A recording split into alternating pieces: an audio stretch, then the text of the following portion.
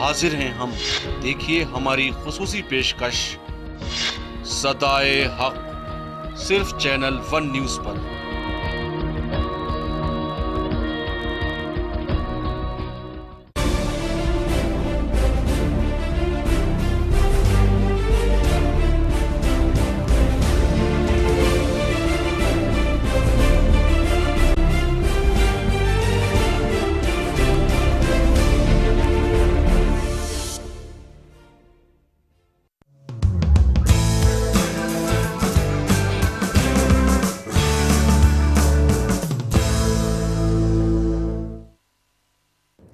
सदन लगातार नहीं चलने दिया जा रहा।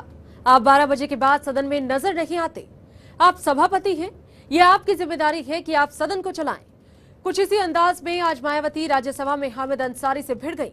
सभापति पर मायावती का गुस्सा इस कदर फूटा कि उन्होंने किसी की भी बात नहीं सुनी और कहा कि जानबूझकर संसद को चलने नहीं दिया जा रहा और सरकार प्रमोशन में आरक्षण बिल को लेकर लापरवाही करती दिख रही है।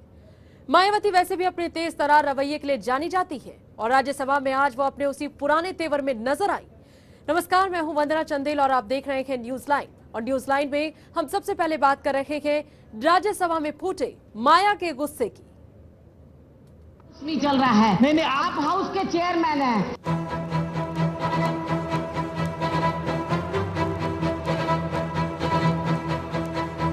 हाउस नहीं चल रहा है। नहीं, आप हाउस के चेयरमैन हैं। राज्यसभा में बार बार कार्रवाई स्थगित होने से मायावती इतनी नाराज हो गई कि वो सभापति से ही भिड़ गई। मायावती ने बिना किसी लाग लपेट के हामिद अंसारी पर आरोप लगाते हुए कहा कि वो सभापति है और उन्हीं की जिम्मेदारी है कि सदन की कार्रवाई सुचारू रूप से चले। प्रमोशन में आरक्षण को लेकर बवाल, बीएसपी के तेवर गरम, एसपी आरक्षण के खिलाफ। राज्यसभा में प्रमोशन में आरक्षण के मुद्दे पर तकरार तेज होती जा रही है। बीएसपी अध्यक्ष मायावती इस बिल पर हो रही देरी से खासा नाराज होते हुए राज्यसभा में सभापति हामिद अंसारी से ही भिड़ गई। वहीं बीएसपी मेंबर्स ने सदन में सरकार के खिलाफ जमकर नारेबाजी की। मायावती ने सभापति हामिद अंसारी पर अप्रत्याशित रूप से निशाना साधते हुए कहा, आप उठ के चले जाएंगे। 12 बजे के बाद रोजाना हाउस नहीं चल रहा है। नहीं, आप हाउस के चेयरमैन हैं। आपकी जिम्मेवारी है कि 12 बजे के बाद हाउस ऑर्डर में आप बैठ जाइए। ये प्रश्नकाल चल रहा है। करेगा है? आप रोज 12 बजे उठ के चले जाते हैं और हाउस चलता नहीं है। इसकी व्यवस्था कौन करेगा? हाउस ऑर्डर में चलना चाहिए। हाउस सबके सहयोग से चलता है और चलेगा। इसकी जिम्मेवारी आपकी है। नहीं, देखिए आप बहुत सीनियर लीडर हैं, प्लीज प्रश्नकाल चल रहा है। बजे के बाद वो चले जाते हैं और उसके बाद फिर वो उप सभापति आ जाते हैं या फिर उनके और कोई दूसरे साथी आ जाते हैं चेयर करने के लिए। लेकिन पिछले कई दिनों से हम उनको उप सभापति को या उनके दूसरे साथी जो चेयर करते हैं उनको हम यही बराबर कहते रहे कि भाई ये रोज हंगामा हो रहा है 12 बजे के बाद से, तो ये तो अच्छी बात नहीं। हाउस तो ऑर्डर में चलना चाहिए।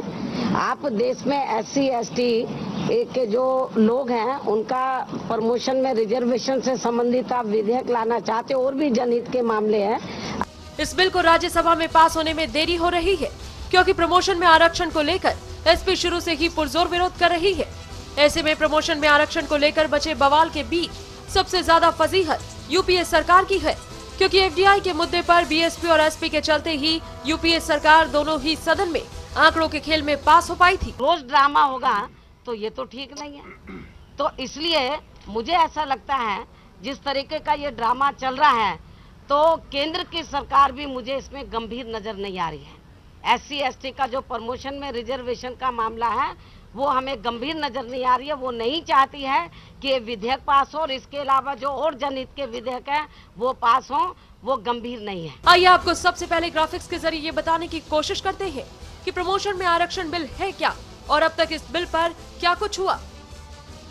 सरकारी नौकरियों में प्रमोशन में आरक्षण का प्रावधान, दलितों आदिवासियों को 5% आरक्षण का प्रावधान। सुप्रीम कोर्ट इस पर आपत्ति जता चुका है। ऐसे किसी भी आरक्षण के प्रावधान पर आपत्ति है। बिल को 1995 से ही लागू करने की कोशिश है। 1955 से 95 तक आरक्षण मिलता रहा था, लेकिन इसके लिए संवैधानिक प्रावधान नहीं था। सरकार ने इसकी अनिवार्यता के लिए संशोधन किए। बाद में इसे सुप्रीम कोर्ट में चुनौती दी गई थी। कोर्ट ने इसे 2002 में खारिज कर दिया था। चलिए अब आपको ये बताते हैं कि इस बिल में है क्या, जिसके चलते बीएसपी इसके समर्थन में है, तो एसपी इस बिल को पास होते देखना नहीं चाहती। इस बिल के जरिए संविधान के अनुच्छेद 16(4) में अपर्याप्त प्रतिनिधित्व शब्द को हटाने का प्रस्ताव है, ताकि नियुक्ति और प्रमोशन में कोटे को जायज करार दिया जा सके। अब प्रमोशन में आरक्षण बिल कैसे पास हो, इसके जोड़ तोड़ में बीएसपी और सरकार दोनों ही लगी है। इस बिल को पास कराने का प्रेशर सरकार पर इसलिए है क्योंकि राज्यसभा में बीएसपी के जरिए ही एफडीआई पर जीत हो पाई थी। अब ऐसे में हो सकता है कि एसपी को एक बार फिर से सदन से वॉकआउट कराकर सरकार प्रमोशन में आरक्षण बिल पास करा दे। News desk, channel 1 news. Quota within quota, reservation within reservation और जिस तरीके के आरक्षण की बात हो रही है, कितना जायज है कितना नाजायज है, ये जानना बहुत जरूरी है। देश की जनता जानना चाहती है और सियासी पार्टियां जिस तरीके से राज्यसभा लोकसभा में इन मसलों पर हंगामा करती नजर आ रही हैं, ये भी जानने का विषय कि आखिरकार बीएसपी से लेकर इतनी ज्यादा एक्साइटेड क्यों है और सपा इतना ज्यादा एक्सट्रीम तरीके से इसका विरोध क्यों कर रही है, सरकार की फजीहत कैसे है, विपक्ष इसे किस रुख से देखता है। ये तमाम बड़े सवाल हैं जिनके जवाब हम और आप तलाशने की कोशिश कर रहे हैं और इन्हीं सवालों के जवाब देंगे आज हमारे साथ पैनल में मौजूद हमारे बेहद ही खास मेहमान अर्जुन मेघवाल जी, बीजेपी से सांसद हैं, हमारे साथ मौजूद हैं। मेघवाल साहब, बहुत बहुत स्वागत है आपका न्यूज 9 में। कमाल फारूकी साहब, एसपी नेता हैं, हमें बताएंगे कि सपा की नाराजगी इस पर है क्यों और ये जो बीएसपी का रुख है इससे क्या वो समझते हैं, क्या एक्सपेक्ट कर रहे हैं। बहुत बहुत स्वागत है आपका भी फारूकी साहब। शक्ति सिंह हैं, वरिष्ठ पत्रकार हैं, ऐसे तमाम मामलों में बहुत बेहतर तरीके से विश्लेषक की भूमिका अदा करेंगे और हमें बताएंगे कि राजनीतिक परिप्रेक्ष्य में अगर देखा जाए तो आखिर इस पूरी बहस के और इस हंगामे के, इस आरक्षण के क्या मायने हैं। एसके भट्ट साहब हैं, अक्सर पैनल में हमारे साथ मौजूद रहे हैं, आर्थिक सलाहकार भी हैं, कॉस्ट अकाउंटेंट भी हैं, बहुत बेहतर तरीके से आर्थिक पहलुओं के बारे में जानते हैं। बहुत बहुत स्वागत है आपका भट्ट साहब। आपसे जानेंगे कि क्या कुछ मसला है, क्यों इस को लेकर बवाल है और क्या इससे फायदा होगा, क्या नुकसान होगा, इस पर चर्चा करेंगे। सबसे पहले कमाल फारूकी साहब, आपसे हम जानना चाहेंगे, आप लोगों को इस विधेयक के आने से क्या दिक्कत है, क्यों इतनी नाराजगी है, बीएसपी इसका फायदा ले क्रेडिट ना ले, ये मसला है या वाकई में आपको इसमें कुछ नजर आ रहा है, कोई तर्क है इसके विरोध करने का? नहीं, देखिए, सबसे पहले तो हम ये बात बतला दें कि जहां तक शेड्यूल कास्ट, शेड्यूल टाइप का ताल्लुक है, रिजर्वेशन के ताल्लुक की बात हो या उनके और दूसरे इंसेंटिव्स का ताल्लुक है, समाजवादी पार्टी उनके खिलाफ नहीं है।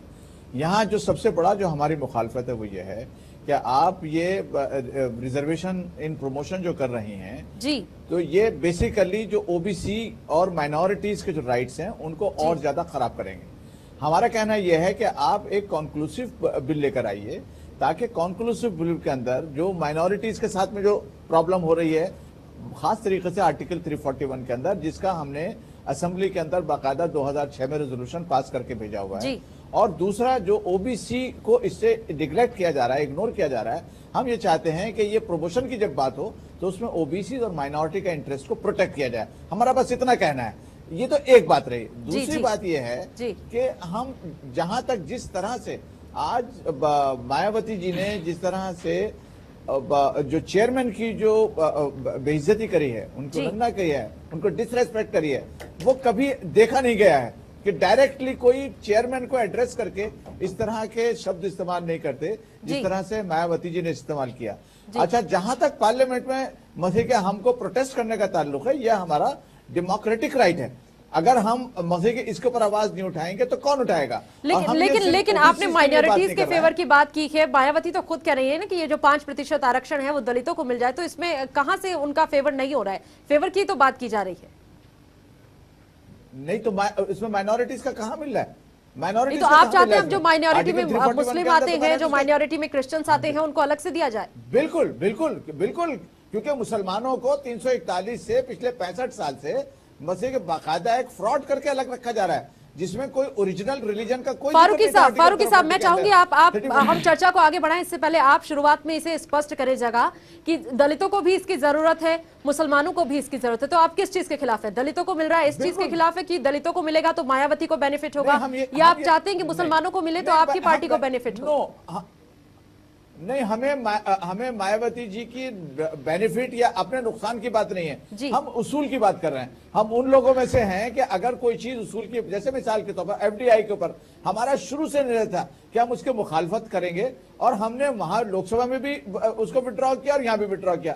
हमने मायावती जी की तरह नहीं किया कि लोकसभा में एक दिन पहले जो है विड्रॉ किया और राज्यसभा में उन्होंने एक डील करके। चलिए, बात आप कह रहे हैं और सपा के तमाम नेता कहते हैं, हालांकि वो विड्रॉल भी समर्थन था, ऐसा दुनिया समझ रही है, ऐसा जनता समझ रही है। और फारूकी साहब, आपसे और चर्चा करेंगे। अर्जुन मेघवाल साहब हमारे साथ हैं, सांसद हैं बीजेपी से।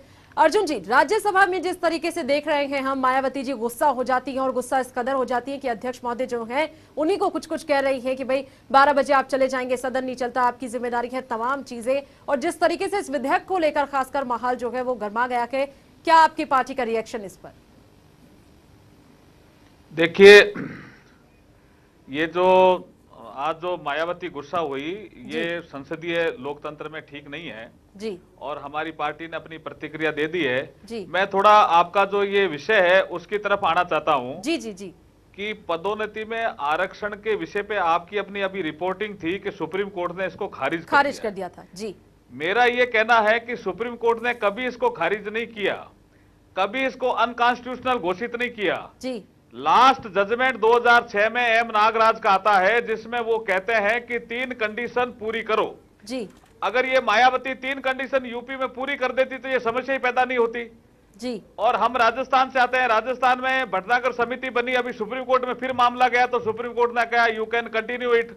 तो मैं ये कहना चाहता हूं कि ये कोई खारिज हुआ है या अनकॉन्स्टिट्यूशनल घोषित किया, ऐसा नहीं है जी जी। इसमें कुछ प्रॉब्लम आई थी आर्टिकल 335 को लेकर के, 341 को लेकर के, 342 को लेकर के जी। तो उसमें उन्होंने कहा कि इसको सोशली बैकवर्ड कर को डिफाइन करो जी। तो इन्होंने अभी जो बिल लाए हड़बड़ी में, मैं ये कहना चाह रहा हूं कि कोयले के घोटाले पे ध्यान हटाने के लिए ये सरकार बिल लाई थी और इसमें हड़बड़ी में इसको तोड़ मरोड़ करके पेश किया, इसमें बैकवर्ड शब्द यूज कर दिया। अभी हमारे सपा के साथी फारूकी जी बता रहे थे जी जी हम खिलाफ नहीं है, ओबीसी में भी आए तो हमें खिलाफ नहीं है। हमारा ये कहना है कि ये जो विधेयक है ये हमारी पार्टी ने स्पष्ट स्टैंड लिया। कल हमारे मुख्य प्रवक्ता रविशंकर प्रसाद जी बोले कि भारतीय जनता पार्टी इसके पक्ष में है, लेकिन ये लीगली सस्टेनेबल होना चाहिए ताकि कोर्ट कोई दूसरी व्याख्या करके आपके हिसाब से इसमें दिक्कत क्या है? आपके हिसाब से इस बिल में दिक्कत क्या है? मेरे हिसाब से इसमें दिक्कत यह है कि इसमें जैसे बैकवर्ड शब्द लिखा हुआ है जी, तो इसकी जगह आप सोशली बैकवर्ड लाइए जी। दूसरा, इसको थोड़ा दूसरी पार्टियों से चर्चा कर रहे लीगली सस्टेनेबल बने। 335 को इसके साथ लिंक कर दिया, राज्य फिर लागू करेंगे या नहीं करेंगे, सुप्रीम कोर्ट फिर इसको व्याख्या अपने तरीके से कर सकता है, तो इसको थोड़ा लीगली सस्टेनेबल बनाइए, हमारा ये कहना है। बाकी हमारी पार्टी इसके खिलाफ नहीं है, पक्ष में हमारी रविशंकर जी ने कल प्रेस में स्टेटमेंट भी जारी किया है। जी जी बिल्कुल, आपकी पार्टी इसके खिलाफ नहीं है, ये बात हम सभी जानते हैं, लेकिन कुछ चीजें हैं, कुछ अमेंडमेंट्स हैं, कुछ संशोधन आप चाहते हैं कि जो विधेयक का जो ड्राफ्ट तैयार हुआ है उसमें कुछ मेजर चेंजेस हो। हमारे साथ एसके भट्ट साहब हैं, आर्थिक सलाहकार हैं। एसके भट्ट साहब, हम आपसे समझना चाहेंगे ये जो प्रमोशन में रिजर्वेशन की बात है, ये भारत के परिप्रेक्ष्य में देखा जाए, भारत के संदर्भ में देखा जाए तो कितना जायज, कितना वैलिड लगता है आपको? क्या वाकई में इसकी जरूरत भी है कि किसी आदमी को प्रमोशन भी आप उसके कास्ट के आधार पर देंगे? वो दलित होगा तो प्रमोट करेंगे, वो मुस्लिम होगा तो प्रमोट करेंगे? क्या उसके काम से कोई फर्क नहीं पड़ता कि वो अच्छा काम करेगा तब प्रमोशन होगा या उसकी जात देख के प्रमोशन होगा?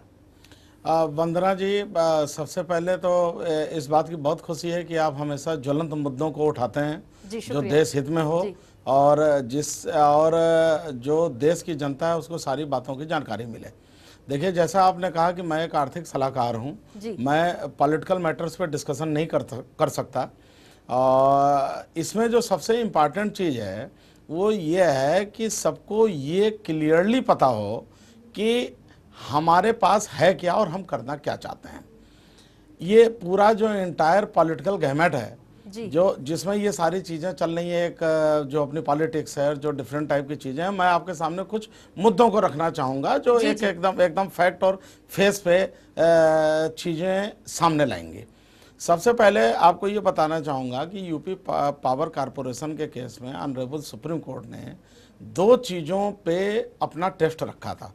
एक तो ये था कि बैकवर्डनेस ऑफ बेनिफिशरीज, मतलब जो बेनिफिशरीज हैं उनकी बैकवर्डनेस क्या है, और दूसरा यह है कि inadequacy of representation and maintenance of efficiency before providing reservation in promotions. मतलब इस दो टेस्ट को सुप्रीम कोर्ट ने एनालाइज किया था। सुप्रीम कोर्ट और सरकार में इस प्रमोशन पॉलिसी के मुद्दे पे हमेशा ही एक फाइट चलती रही है और इसके लिए 9 जजों की बेंच इंदिरा साहनी के केस में कंस्टिट्यूट की गई थी, जिसने रिजर्वेशन इन प्रमोशन को डिसअलाउ कर दिया था जी। Based on these 2 test, 2 test उन्होंने निर्धारित किए थे, लेकिन पार्लियामेंट ने इसको 3 कॉन्स्टिट्यूशनल अमेंडमेंट किए, एक 1995 में, एक 2000 में, एक 2002 में। अब ये अमेंडमेंट किए क्या, ये हमारे दर्शकों का जानना जरूरी है। आर्टिकल 16(4)A में उन्होंने अमेंडमेंट किया कि जो प्रमोशन इन रिजर्वेशन पॉलिसी है that is applicable for SC and ST only. क्यों? क्योंकि ये OBC को प्रोवाइड नहीं करता, OBC कैटेगरी इसमें नहीं आती। तो और ये इसी 3 अमेंडमेंट के जरिए लिए गए। अच्छा, अब दूसरा ये कहता है कि जो क्रीमी लेयर टेस्ट है, जो क्रीमी लेयर टेस्ट 1992 में मंडल कमीशन के समय सुप्रीम कोर्ट ने अपना प्रोनाउंस किया, तो creamy layer test is not applicable for OBC। तो OBC के लिए वो तो कहते हैं कि ST और ST तो क्रीमी लेयर से एकदम बाहर है, मतलब वो ऑलरेडी वो हैं सोशली बैकवर्ड है, उनको प्रमोशन चाहिए, ये डिफरेंट टाइप की चीजें चाहिए, तो ये OBC के लिए ये रिक्वायरमेंट है नहीं।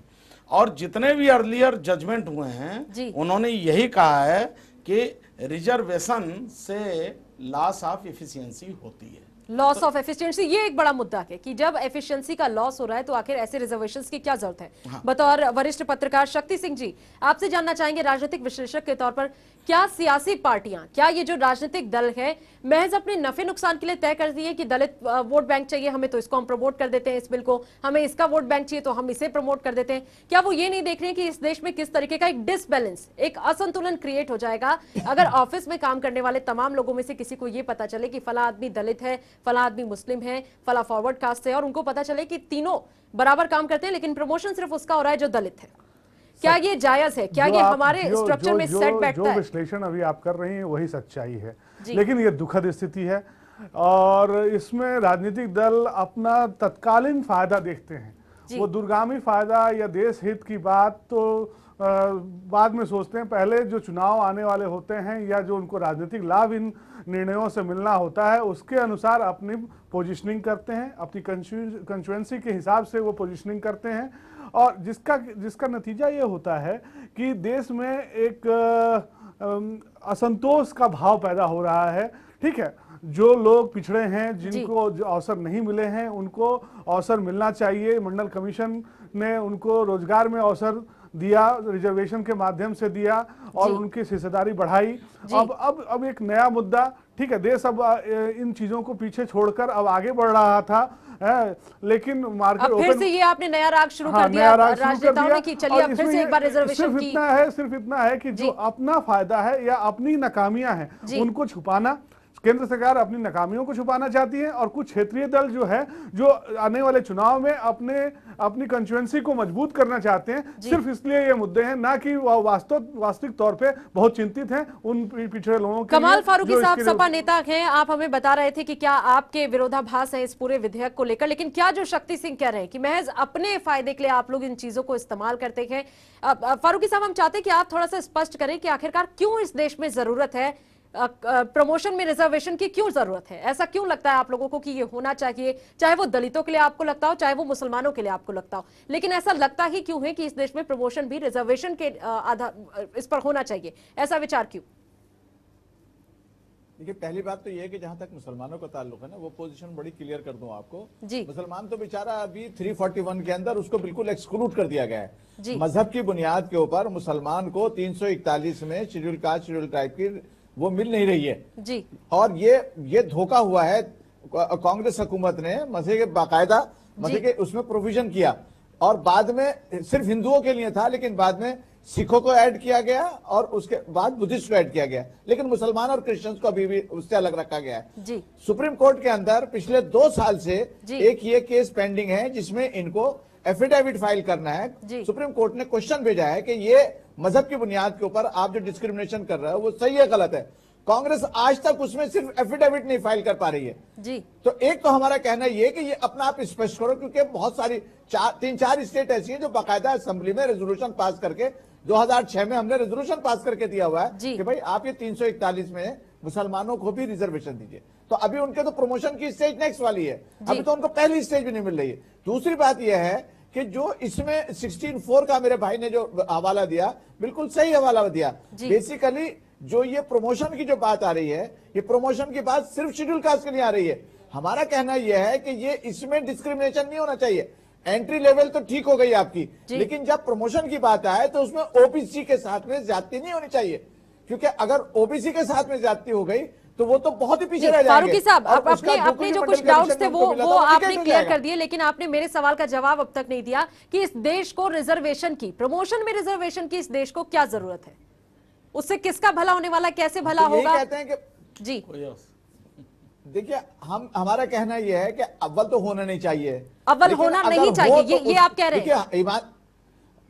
असल बात तो ये कि नहीं होना चाहिए। उसकी वजह यह है मेरिट की बुनियाद, एक मर्तबा आप एंटर हो गए, एंट्री लेवल के ऊपर आपको मिल गया, और आप सुप्रीम कोर्ट ने जो 3 पैरामीटर्स लगाए, उन पैरामीटर्स को कंप्लीट कर लीजिए तो रिजर्वेशन की बात कीजिए आगे। आप उन तीनों जो पैरामीटर्स लगाए हैं उनको आप सेट साइड करके आप बाकायदा कॉन्स्टिट्यूशनल अमेंडमेंट करके उनको भी निगेट करना चाह रहे हैं। तो ये तो मुल्क के अंदर फिर दोबारा आपने एक ऐसा मसला छेड़ दिया जिसमें पूरा मुल्क डिवाइड हो जाएगा। ये इस वक्त जरूरी नहीं है। बहुत अच्छी, बहुत ईमानदारी से आपने ये बात कही और आपको धन्यवाद, आपने इतनी ईमानदारी से बात को रखा, इसके लिए मैं आपको नमस्कार करना चाहता हूँ। जी, शक्ति जी भी आपको इसके लिए शुक्रिया कह रहे हैं। बहुत अच्छा लगा, आपने ये सच तो कहा कि इस देश को जरूरत नहीं है, इस देश को बिल्कुल जरूरत नहीं है, बिल्कुल आवश्यकता। अर्जुन मेघवाल जी हैं। अर्जुन जी, आपकी पार्टी से, अपोजिशन से हम लोग ये एक्सपेक्ट कर रहे हैं कि इस देश में जब भी कुछ गलत होगा, चाहे वो सरकार करेगी या दूसरे सियासी दल करेंगे, तो एक सशक्त विपक्ष के नाते आप लोग एक बड़ा एक्शन लेंगे। एफडीआई पर आप लोगों ने जो किया देश ने देखा, लॉबिंग के मुद्दे पर जिस तरीके से आप लोग अपनी एक्टिविटी दिखा रहे हैं वो भी देश देख रहा है। आप बताएं हमें कि रिजर्वेशन की क्या जरूरत है, क्यों आपकी पार्टी इसका समर्थन कर रही है? क्यों नहीं आप लोग ये कहते हैं कि इससे देश में एक असंतोष पैदा होगा, एक असंतुलित हो जाएंगी तमाम चीजें, ऑफिसों में काम करने वाले लोग, सरकारी रोजगार करने वाले लोग बट जाएंगे, लोग और ज्यादा विभाजित हो जाएंगे। क्यों आपकी पार्टी ऐसा नहीं कह रही है? देखिए, हमारी जब ऑल पार्टी मीटिंग हुई थी प्रधानमंत्री जी के यहाँ जी, तब हमारी पार्टी ने स्पष्ट मत व्यक्त किया था कि हम सामाजिक समानता के पक्षधर हैं, सोशल जस्टिस के। जी, इस देश में जातिवादी व्यवस्था जो लंबे अरसे से है, सदियों से है। जी, अभी आपने एक प्रश्न किया अच्छा जी, कि पदोन्नति में आरक्षण की आवश्यकता क्या है। जी, ये शुरुआती दौर में इसमें पदोन्नति में आरक्षण नहीं था, लेकिन संविधान में ये लिखा था पर्याप्त प्रतिनिधित्व अनुसूचित जाति और जनजातियों का होना चाहिए सेवाओं में और पदों में। जी, जब ये पता लगाया भी ये क्यों नहीं हो रहा है, तो पता चला कि जातिवादी व्यवस्था के कारण सीआर खराब कर दी जाती है किसी वजह से।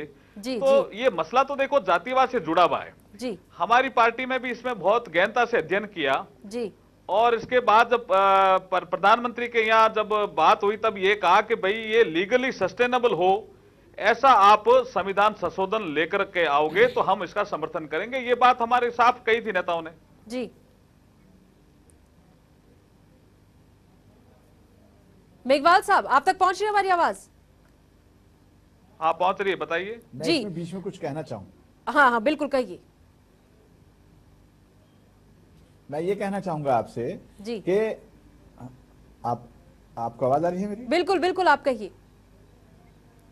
देखिए, बात क्या है कि ये जब इन्होंने एक बात ये बतलाई कि वो उनका सीआर कैंसिल कर देते हैं, कॉन्फिडेंशियल रिपोर्ट उनकी खराब कर दी जाती है। जी जी जी, ये यकीनी बात है, बड़ी तकलीफदेह बात है, बड़ी दुखदायक बात है कि मसीह के आप जाति की बुनियाद के ऊपर जो कॉम्पिटेंट आदमी है, जो एंटर हो गया है, उसको आप ऊपर नहीं बढ़ने दे रहे हैं और उसके सीआर कैंसिल कर देते हैं। ये कौन लोग करते हैं? ये कुछ लोग करते हैं। अब ये बात कर रहे हैं, ये उस जमाने की बात कर रहे हैं जबकि एक आरटीआई नहीं अवेलेबल था। अब तो आरटीआई है, बहुत बढ़िया। जी जी जी, ऐसा सिस्टम बना दीजिए कि कोई सीनियर ऑफिसर जो है किसी की सीआर इस बुनियाद पर ना कर सके, उसके अंदर कंट्रोल लगा दीजिए, आप चेक एंड बैलेंस लगा दीजिए। लेकिन आप बीमारी का इलाज ही तो करना शुरू कर दिया, बीमारी की वजह नहीं जानना चाह रहे हैं। बीमारी की वजह जो है वो डिस्क्रिमिनेशन उस लेवल के ऊपर है जहां बेईमानी हो रही है। उस बेईमानी को रोकिए। आप कोयला घुटाने को बचाने के लिए आप किसी और मुद्दे के ऊपर चले जाएं, फिर किसी और मुद्दे के ऊपर चले जाएं। अरे भाई, करप्शन दूर कीजिए ना।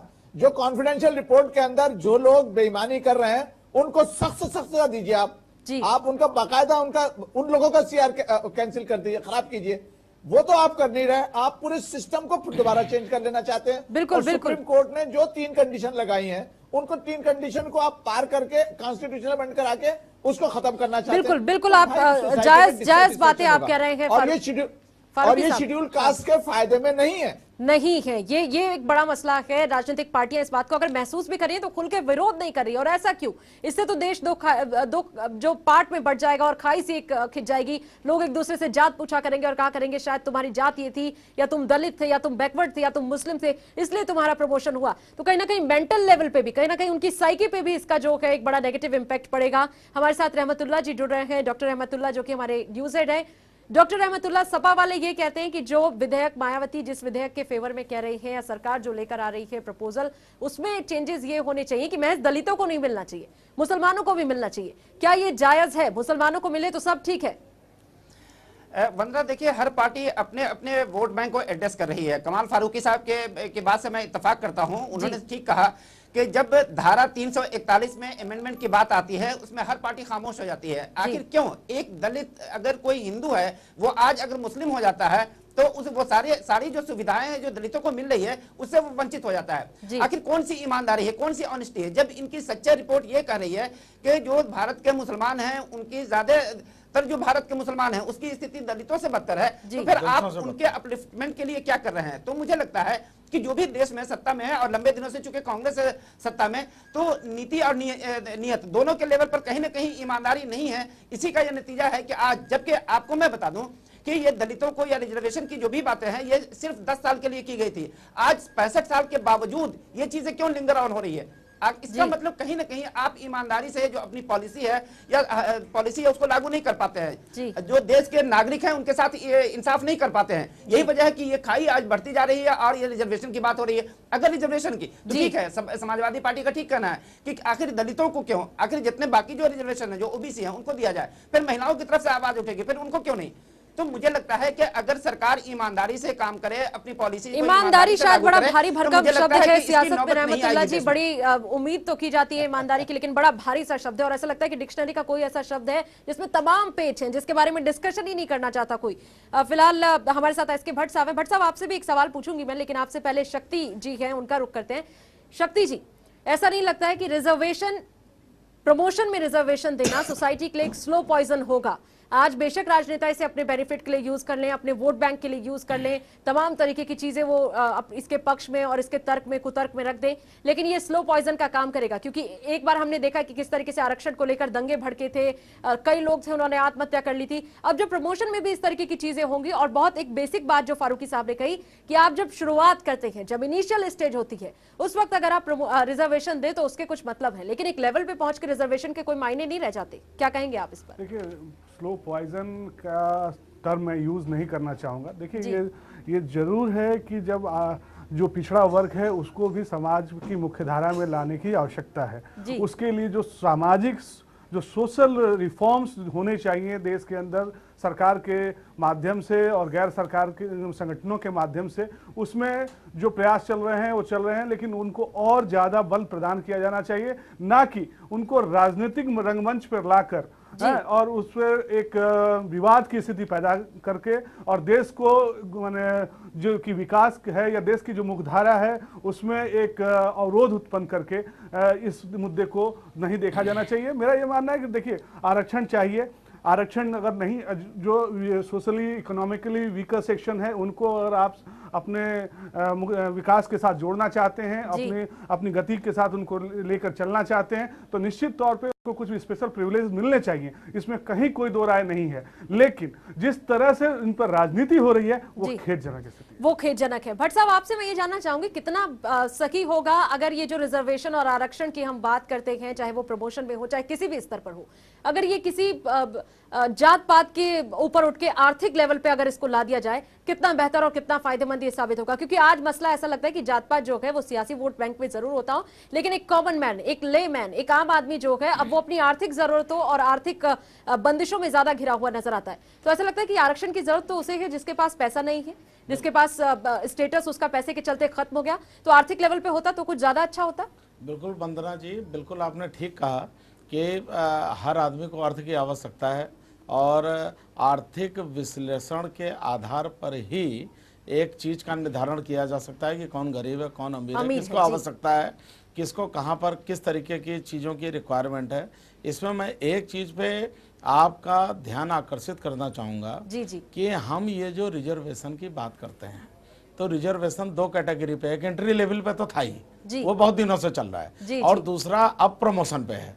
तो जो एंट्री लेवल पे जो भी हमारा रिजर्वेशन है उस पर बहुत विरोध हुआ, सारी चीज़ें हुई, लेकिन उसके बाद भी कई लोगों ने, विशेषज्ञों ने इसका समर्थन किया।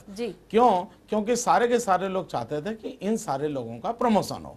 लेकिन अगर आप वास्तव में समाज को कुछ ना कुछ देना चाहते हैं तो आप समाज के एक वर्ग को ही नहीं ले सकते हैं। आप अगर विश्लेषण करें कि आप ये जितना भी आप ये रिजर्वेशन कैटेगराइजेशन कर रहे हैं, ये सिर्फ पीएसयू, गवर्नमेंट ऑर्गेनाइजेशंस और इस पे एप्लीकेबल है, प्राइवेट सेक्टर पे तो है नहीं। और पीएसयूज की हालत क्या है जिसमें डिसइन्वेस्टमेंट चल रहा है।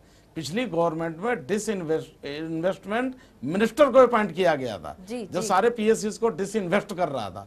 तो जब वो प्राइवेट और पब्लिक के हाथों में चले जाएंगे तो अल्टीमेटली उनको बेनिफिट किस तरीके का, किस लेवल पे मिलेगा। और इसमें कहीं बिल्कुल भी दो राय नहीं है कि अगर आप प्रमोशन में रिजर्वेशन लाते हैं तो किसी भी कंडीशन में एक सीनियर जिसका 25 साल का अनुभव है अपने काम में और एक जूनियर जिसका 5 साल का अनुभव है, उसके अंडर में भले ही मजबूरी में काम कर ले लेकिन आपको आउटपुट नहीं दे पाएगा। और जैसा मैंने कहा कि लॉस ऑफ एफिशिएंसी, अगर आप आंकड़ों पे नजर डालें तो आंकड़ों पे मैं आपको बता दूं कि 80 पॉपुलेशन इस पूरे देश में 17% है। और 17% में 80% रूरल एरिया में रहते हैं और 20% अर्बन एरिया में रहते हैं। एसटी पॉपुलेशन 8.25% के आसपास है जिसमें 92% रूरल एरिया में रहते हैं। अगर हम इन आंकड़ों पे नजर डालें कि ये किस प्रदेश में कितने हैं तो इसकी पॉपुलेशन हाईएस्ट मिजोरम में है, लक्षद्वीप, नागालैंड, मेघालय, छत्तीसगढ़, झारखंड।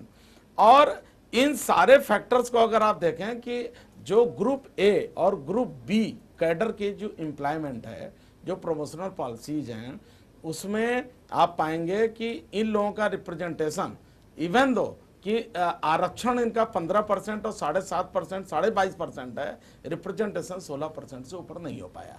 तो इसका कारण क्या है? इसका कारण यह है कि जो उनको एजुकेशनल बैकअप चाहिए था, वो जो नहीं उसमें सपोर्ट चाहिए था, वो तो मिला नहीं। ग्राउंड लेवल पे उनको आगे बढ़ा करके हमें लाना था समाज के मुख्य धारा में। क्योंकि ये जितने भी गवर्नमेंट ऑर्गेनाइजेशन है ये चलते हैं, आप आईएएस कैडर ले लीजिए, डॉक्टर ले लीजिए, इंजीनियर ले लीजिए, कई जगह की रिपोर्ट्स हैं कि लोग घुस तो गए रिजर्वेशन पे लेकिन उसको कर नहीं पाए। तो हम जब तक जड़ को मजबूत नहीं करेंगे तो हम ऊपर कितने भी मजबूती कर दें, कोई फायदा नहीं होने वाला चाहिए, जड़ मजबूत होना चाहिए। और हमारे तमाम खास मेहमान हमारे साथ इस वक्त भी मौजूद हैं, उनके साथ चर्चा को आगे भी बढ़ाएंगे। लेकिन बहुत दिलचस्प मोड़ पर इस वक्त हम लोग बातचीत कर रहे हैं और कंक्लूड अगर किया जाए इस मसले को, रिजर्वेशन के मसले को, तो ऐसा लगता है कि इस रंग बदलती दुनिया में ना तेरा है ना मेरा है, देख भाई देख। तो भाई जो है वो जनता हो गई है और जनता देख रही है कि ये जो प्रमोशन रिजर्वेशन की बातें चल रही हैं, भला होगा, बुरा होगा, नफा होगा, नुकसान होगा, किसका भला हो रहा है असल में और किसका बुरा हो सकता है, इससे जनता देख रही है। पब्लिक है, बड़ी होशियार है, सब जानती है। देखना दिलचस्प होगा कि सबक या सबब जिसे हम कहते हैं वो इन राजनेताओं को और सियासी गलियारों में किस तरीके से मिलेगा, ये वक्त बताएगा और वक्त के साथ ही इन तमाम सवालों का जवाब भी मिलेगा। फिलहाल एक छोटा सा ब्रेक लेते हैं, बहुत छोटा सा कमर्शियल ब्रेक। बहुत जल्द हाजिर होते हैं, हमारे तमाम मेहमानों के साथ चर्चा जारी रखेंगे। चल रहा है नहीं, आप हाउस के चेयरमैन हैं।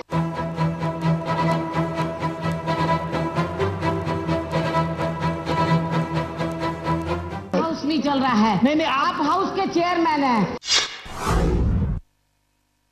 PSL इंडिया लिमिटेड पेश करते हैं Pearls residency Mohali, Pearls city Mohali, Pearls royal garden Sehore, Pearls gateway Madurai, Pearls township Bathinda, Pearls Riviera Cochin, Pearls gateway tower Noida और Pearls corporate and W mall New Delhi. Projects of PSL India limited. PSL में ग्राहकों का हित सुरक्षित, कंपनी अपने दायित्वों का निर्वाह करने में पूर्णतः सक्षम, आधिकारिक तौर पर पुष्टि। जिंदगी है तो उलझने हैं, उलझने हैं तो रास्ते हैं। आप किस राह आगे बढ़ेगी, आपका भविष्य हो उज्जवल। देखिए हमारा खास कार्यक्रम करियर गाइड, सोमवार से शनिवार दोपहर 3:30 बजे सिर्फ चैनल 1 न्यूज पर।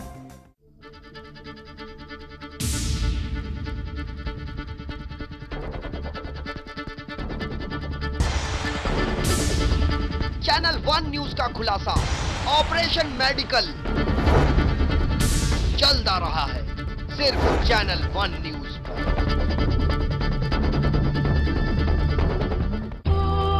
मकसद वजूदे कायनात, अर्शो फर्श, शुमाल जुनूब, मशरिक और मगरिब, पहाड़, समंदर, दरिया, सेहरा, आखिर ये है क्या? जी हां, कुरान पाक सदियों से हमारी रहनुमाई कर रहा है। शायद दुनिया में कोई भी इसे फरामोश नहीं कर सकता। हिंदुस्तान की तारीख में पहली बार इस रोशन हकीकत को लेकर हाजिर हैं हम। देखिए हमारी खुसूसी पेशकश, सदाए हक, सिर्फ चैनल 1 न्यूज पर।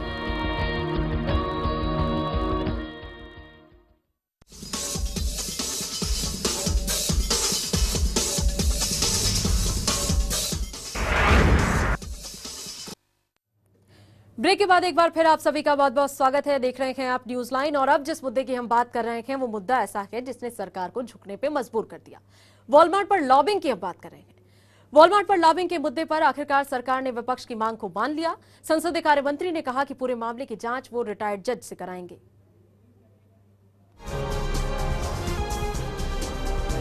पहले एफडीआई में वॉलमार्ट को लाने के मुद्दे पर संसद में जमकर हंगामा हुआ, जिसके चलते कई बार संसद की कार्यवाही स्थगित भी हुई। सरकार ने आखिरकार विपक्ष की मांग को मानते हुए दोनों सदनों में इस पूरे मामले में पहले बहस और फिर वोटिंग करवाई, जिसमें सरकार ने दोनों सदनों में जरूर वोट भी हासिल किए और अब वॉलमार्ट पर लॉबिंग पर खर्च हुए 125 करोड़ रुपए को लेकर घमासान मचा हुआ है। संसद का शीतकालीन सत्र एक बार फिर से वॉलमार्ट के मुद्दे पर गरमाया हुआ है। हमेशा की तरह विपक्ष इस पूरे मामले में जाँच की मांग कर रहा है। लॉबिंग में रुपया खर्च किया है, जिसमें हिंदुस्तान में मल्टी ब्रांड रिटेल लाने पर खर्चा किया गया है। वो इशू डिस्कशन में था, तो कहाँ यहाँ किससे डिस्कशन हुआ, क्या बात हुई, अगर ये लॉबिंग का पैसा खर्च हुआ यहाँ तो किस पर खर्च हुआ, ये तो हम जांच करने को कह रहे हैं।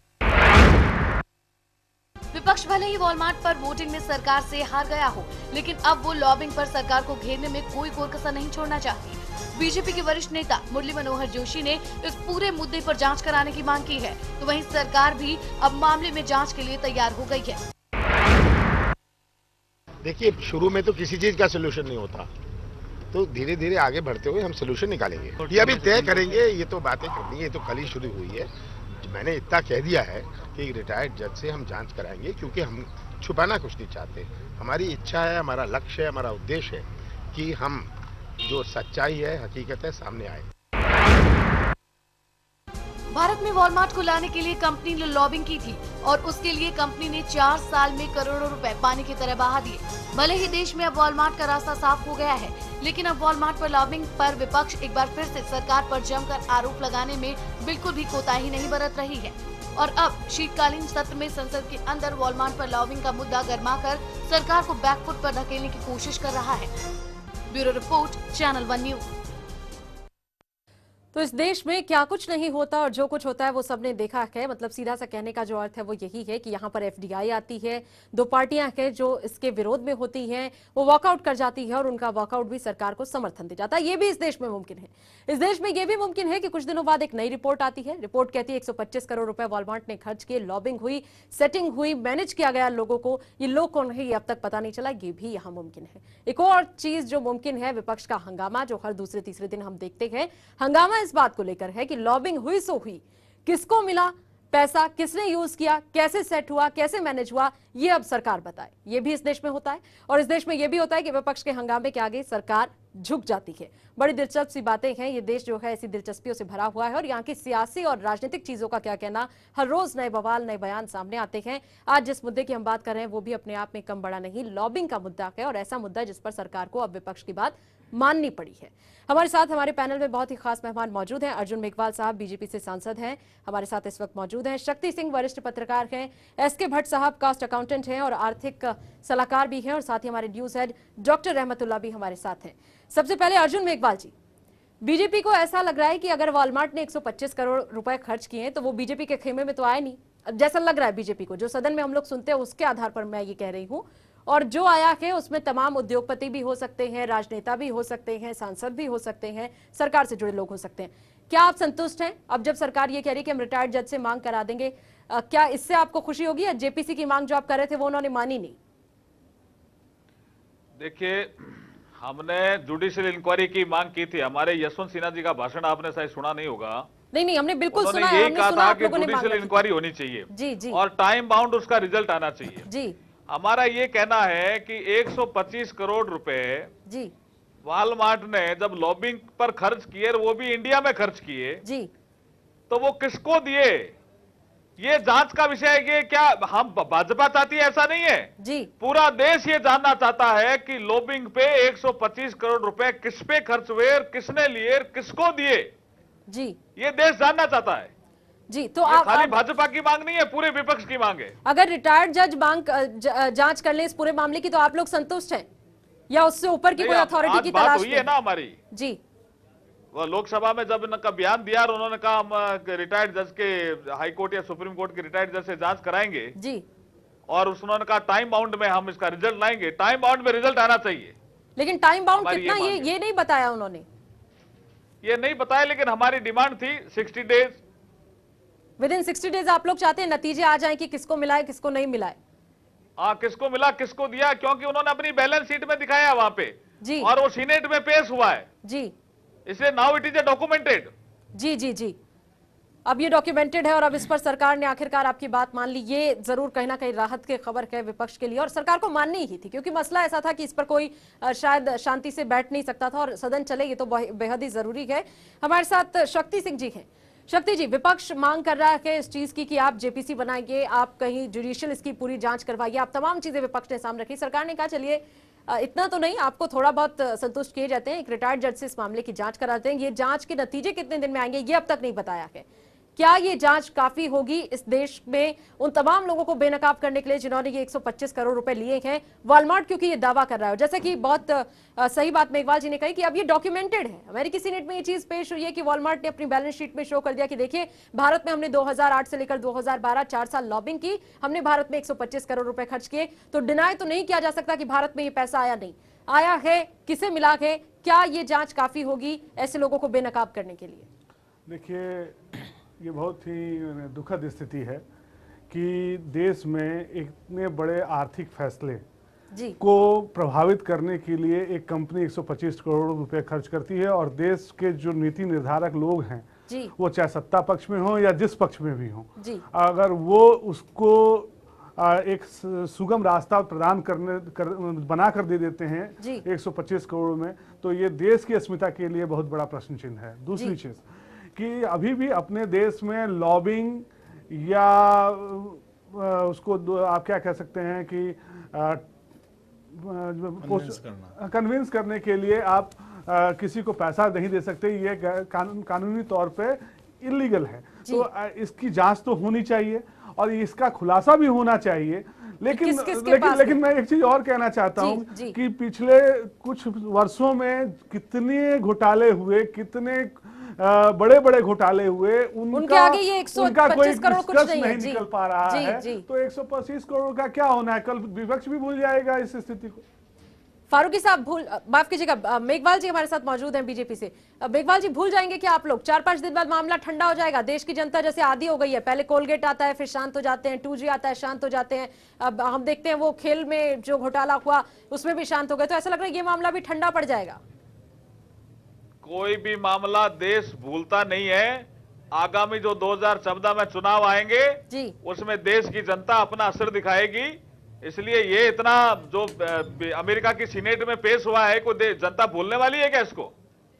जी, पर जनता तो वो बड़े बड़े लाखों करोड़ रुपए के घोटाले भूल जाती है। जनता के पास तो कोई विकल्प नहीं होता। नहीं, ये राजनीतिक दल भूल जाते हैं। जनता क्यों भूलेगी? आपने देखा होगा बोफोर्स का मामला, भूल जाते हैं। मेघवाल साहब, शक्ति जी जो कि वरिष्ठ पत्रकार हैं, वो ये कह रहे हैं कि जनता नहीं भूलती, ये सियासी पार्टियां भूल जाती हैं, ये विपक्ष भूल जाता है। आप टोलगेट से आगे बढ़ गए दूसरे मुद्दे पर, आप 2G 3G सब भूल गए। जनता को याद दिलाने का काम भी तो राजनीतिक पार्टियों का ही है। 2G के मामले में जेपीसी बैठाई, कोलगेट के मामले में कार्रवाई में भूल कौन गया?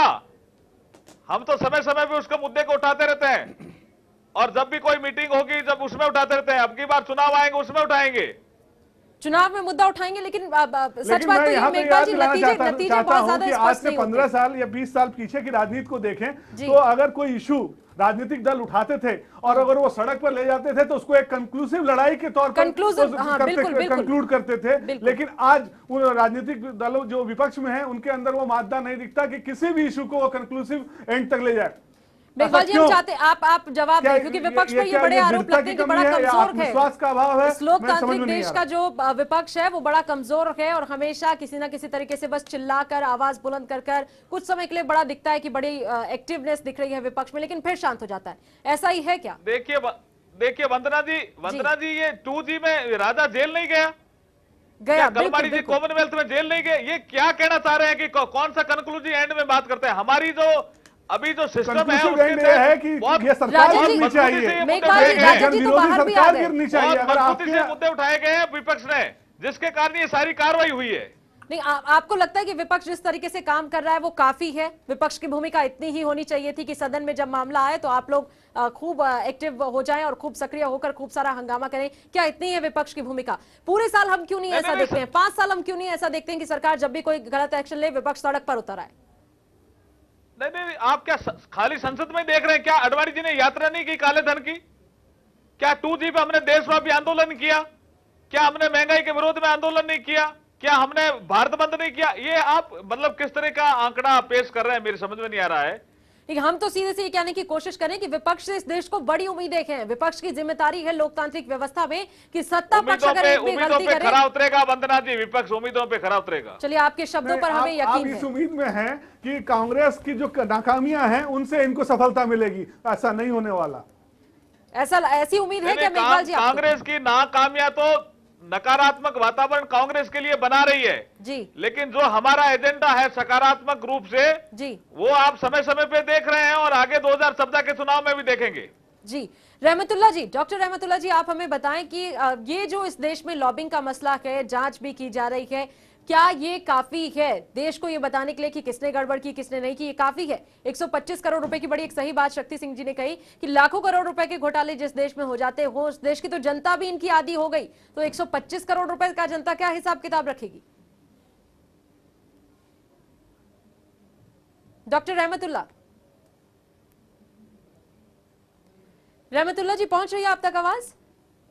तो शायद रहमतुल्लाह जी से संपर्क नहीं हो पा रहा। एसके भट्ट साहब, भारत में इलीगल है लॉबिंग, क्या विदेशों में इसकी इजाजत है? वहां ये लीगली होता है? और अगर होता है तो आप हमें बताएं कि क्या प्रोसीजर है? क्या ये लीगल है? आप किसी को सेट कर ले, मैनेज कर ले अपने फायदे के लिए? वंदना जी, ऐसा है कि अमेरिका में खास तौर से ये लीगल है लॉबिंग करना, दूसरे को कन्विंस करना। और दूसरा, ये जो 125 करोड़ की फिगर आ रही है जो उन्होंने अपने सीनेट में पेश की है, ये ऐसा नहीं है कि ये इन्होंने किसी को फंड दे दिया है जी, मतलब इट इंक्लूड्स ऑल एक्सपेंडिचर, जिसमें किसी को कन्विंस करना भी है, डिनर भी है, दौड़ा भागी भी है, मतलब डिफरेंट एक्सपेंडिचर्स आर देयर।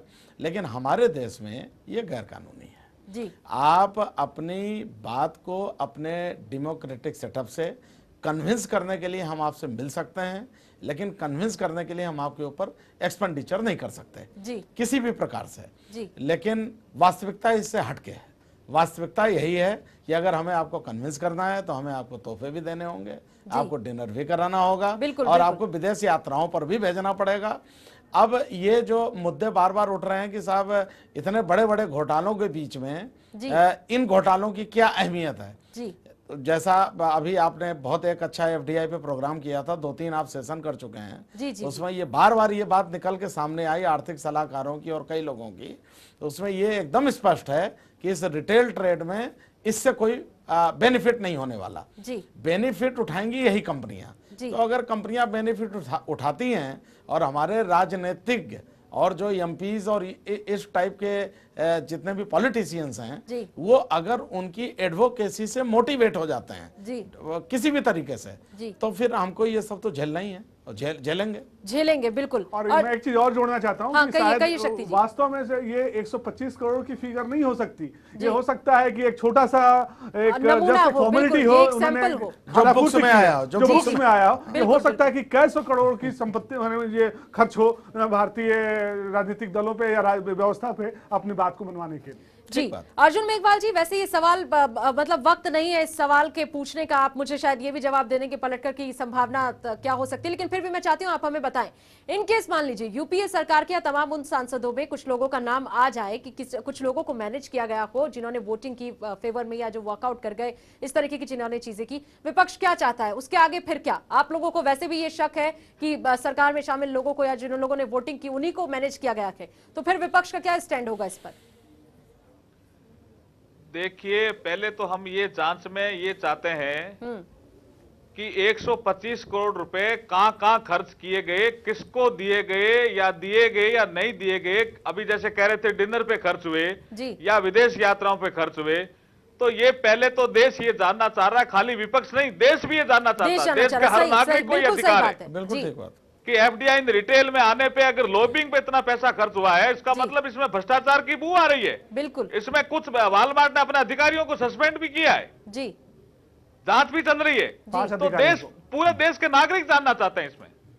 नहीं तो अगर मान लीजिए हम कह रहे हैं ना कि अगर आप लोग आरोप लगा रहे हैं, आरोप आप किसी बुनियाद पे लगा रहे होंगे कि चलिए पैसा आया है, ये लोग एफडीआई के फेवर में बात कर रहे थे, इन्होंने लिया होगा, अगर ऐसा साबित हो जाए, अगर जांच में ये बात सामने आ जाए कि कांग्रेस के ही कुछ लोग, यूपीए के कुछ लोग या वो तमाम सांसद जिन्होंने वोटिंग किया जो वॉकआउट कर गए इसको फेवर में रखने के लिए, अगर उनमें से किसी लोगों का नाम आता है, तो विपक्ष का क्या स्टैंड होगा? क्योंकि अगर संसद में, हमें ये लगता है, देश की जनता को ये लग रहा है कि अगर संसद में दोबारा भी एफडीआई का मुद्दा आ जाए तब भी सियासी पार्टियां ऐसा ही करेंगी और सियासी चालबाजी होगी, मौका परस्ती होगी और फिर ये पास हो जाएगा। तो उस हाल में, उस सूरत हाल में आप लोगों का क्या स्टैंड होगा? देखिए, ये जो धोखेबाजी से कोई एक बार कोई जंग जीता जा सकता है जी, बार बार नहीं, पूरी देश के लोग देख रहे हैं। अगर ये साबित हो जाए जी, और जैसे ये डॉक्यूमेंट है जिसमें साबित हुआ है, जांच भी चल रही है जी, तो उसके बाद में पूरे देश में एक वातावरण बनेगा जी, और ये एफडीआई के रिटेल का जो एग्जीक्यूटिव ऑर्डर है सरकार को वापस लेना पड़ेगा।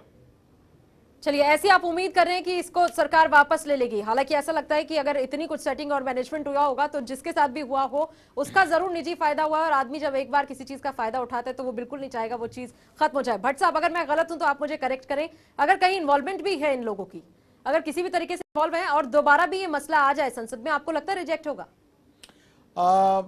देखिए, ये पूरा नंबर गेम है जी, पॉलिटिक्स में पूरा नंबर गेम के ऊपर चलता है। और जब एक बार गवर्नमेंट इस मुद्दे को निकाल चुकी है जी, और जब तक इसमें पब्लिक का इन्वॉल्वमेंट डायरेक्ट ना हो थ्रू पॉलिटिकल पार्टीज, और इस पे गहन मुद्दे जिसमें हम लोग पहले भी चर्चा कर चुके हैं वो सरकार के सामने न रखे जाएं, तब तक तो इसकी उम्मीद बहुत कम नजर आती है। डॉक्टर रहमतुल्लाह, आप तक पहुंच रही है हमारी आवाज?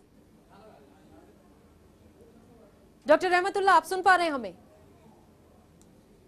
शायद एक बार फिर कुछ टेक्निकल प्रॉब्लम है जिसकी वजह से डॉक्टर रहमतुल्लाह से हम नहीं जुड़ पा रहे हैं। शक्ति जी, हम देश की बात कर रहे हैं, हम देश से एक जुड़े ऐसे गंभीर मसले की बात कर रहे हैं जिसका मतलब हर एक शख्स से, अगर एफडीआई आई है तो भारत के तमाम लोग प्रभावित होंगे। सरकार की और सियासी दलों की अलग बात है कि 5 करोड़ प्रभावित होंगे या 10 करोड़, हर एक पर, हर इंडिविजुअल पर इसका अपना इम्पैक्ट होगा।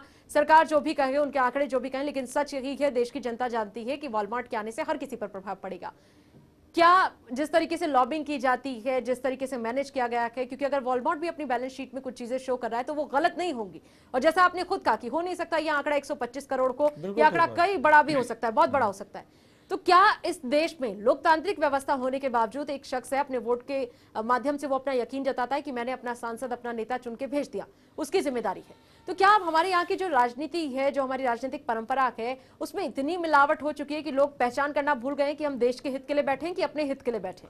देखिए, इतने बड़े मुद्दे पे मैं एक स्वीपिंग रिमार्क नहीं देना चाहता, लेकिन मैं ये जरूर कहना चाहता हूँ कि 1992 में जब अर्थव्यवस्था खुली, उसके बाद से जो अपने संविधान की जो मूल भाव है कि सोशलिस्ट स्टेट है भारत, वेलफेयर स्टेट है, तो वो वेलफेयर स्टेट तो अब सिर्फ कहने को हम रह गए हैं। हम कहीं ना कहीं कैपिटलिस्ट स्टेट की तरफ बढ़ते चले जा रहे हैं, और कैपिटलिस्ट स्टेट में जो अच्छाइयाँ और खामियां होती हैं वो हमारे यहाँ भी अब देखने को मिल रही हैं। और उसी का ये नतीजा है कि लॉबिंग, फेवरिंग और मैनिपुलेशन और आम जनता को भूल जाना, आम जनता के हित के बारे में नहीं सोचना, उनके दुख दर्द के बारे में नहीं सोचना, ये सभी राजनीतिक पार्टियां कुल मिला कर कुछ बड़े आर्थिक घरानों और विदेशी दबाव में महत्वपूर्ण आर्थिक फैसले कर रहे हैं। इतना मैं जरूर कहना चाहूंगा।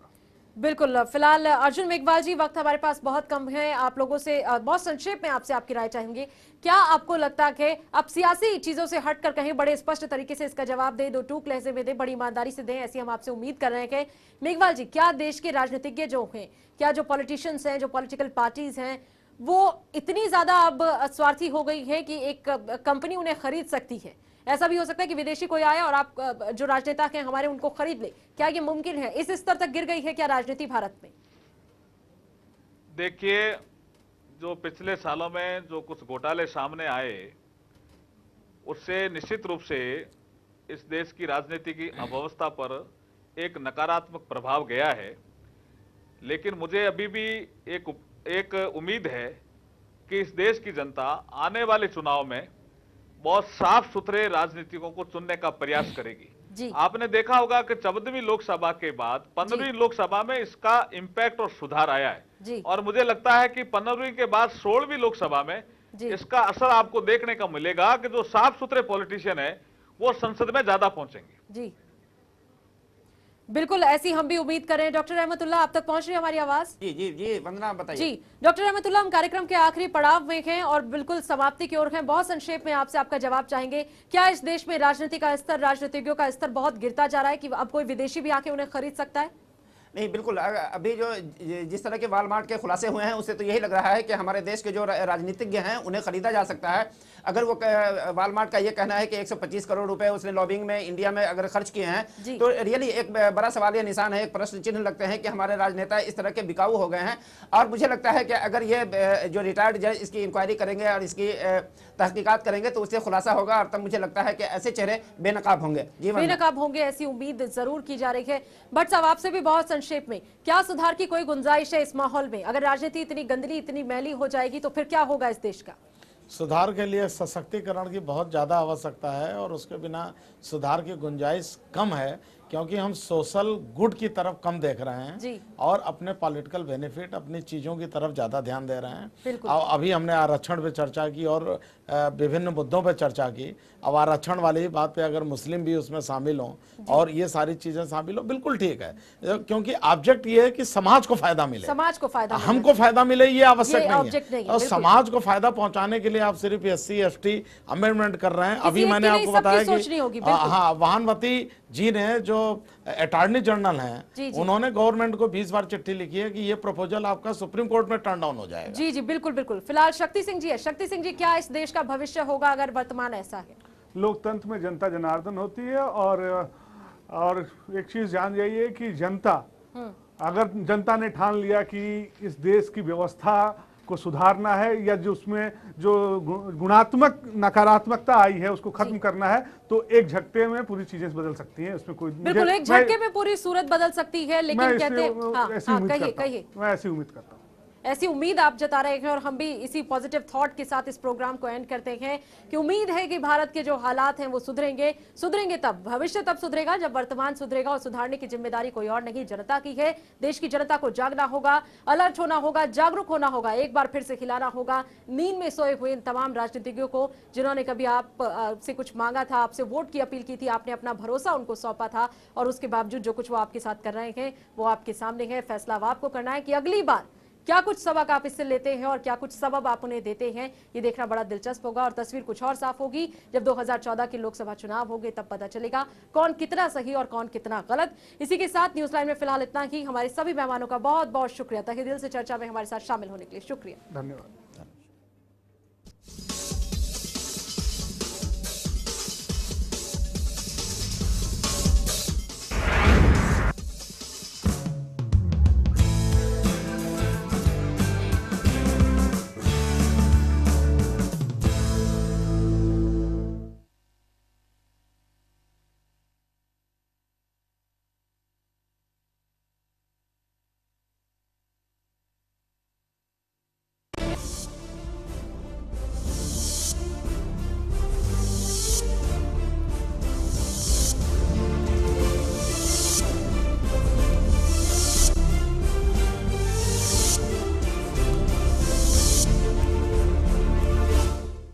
PACL इंडिया लिमिटेड पेश करते हैं Pearls residency Mohali, Pearls city Mohali, Pearls royal garden Sehore, Pearls gateway Madurai, Pearls township Bathinda, Pearls Riviera Cochin, Pearls gateway tower Noida और Pearls corporate and W mall New Delhi. Projects of PACL India limited. PACL में ग्राहकों का हित सुरक्षित, कंपनी अपने दायित्वों का निर्वाह करने में पूर्णतः सक्षम। अधिकारी